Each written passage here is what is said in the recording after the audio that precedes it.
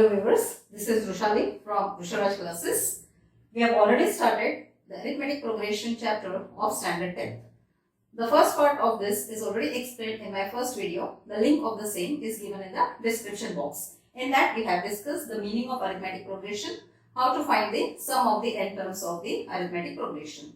Now in this video, we are going to check how to find the sum of n terms of the given arithmetic progression.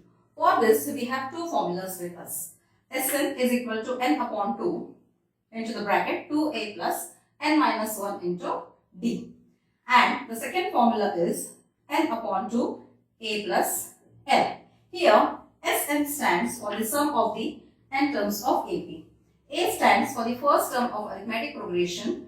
D stands for the common difference. And in the second formula, L stands for the last term of arithmetic progression. Now, let us see the two examples based on this formula. Now, we will solve one simple example. Here, the given AP is 2, 7, 12. And we have to find here sum up to the 10 terms of this AP. So, here our first term A is 2. The common difference D is 7 minus 2, that is 5. And number of terms is 10. And what we have to find is sum up to 10 terms. The formula is already written here, that is Sn is equal to n upon 2, 2a plus n minus 1 into d. Now let us substitute the values in this formula. Sum up to 10 terms is n is 10 upon 2, 2 into a is 2 plus n minus 1 into d. D is 5 here. Now if the number of terms, if this n is even number, you can directly cancel here. 2 1s are 2 5s are. So what we get here is 5 into the bracket, 2 2s are 4 plus. If you are quite confident, you can solve it directly. 10 minus 1 is 9. 9 into 5 is 45. So, 5 into 4 plus 45 is 49. So, what we have to do here is multiply 5 into 49. 5 9s are 45. 4 comes here. 5 4s are 20. 20 plus 4 is 24. So, sum up to the 10 terms of this AP is 245. This is how we have to use this Sn formula in a simple manner. Now, let us see one more example. Here, the first term A is 7 and A13, that is 13th term, is 35. Here, we have to find the common difference and sum up to the 13 terms. Now, before we go for any formula, we should know what is the common difference. Already in our first video, we have seen the formula for nth term of AP. That is An is equal to A plus n minus 1 into D. So here we know that the 13th term is 35. So let us write 13th term, that is nth term, is 35. First term is 7. And as it is 13th term, value of n is 13. 13 minus 1 into d. Let us take this 7 here. When we shift this 7 here, it becomes minus 7 is equal to 13 minus 1 is 12 d. 35 minus 7.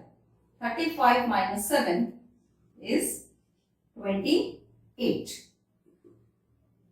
Is 12 into d. So here d is 28 upon 12. Now here 28 upon 12. We can cancel this only by 4. 4 7s are 4 3s are. Don't bother whether your d is 0, decimal number, negative number. Your common difference can be any rational number. It can be positive, negative, fraction, proper, improper, anything. So don't bother. Just be confident of the solving. Now here, first part is done. That is value of d is 7 upon 3. Now our second question is find S13.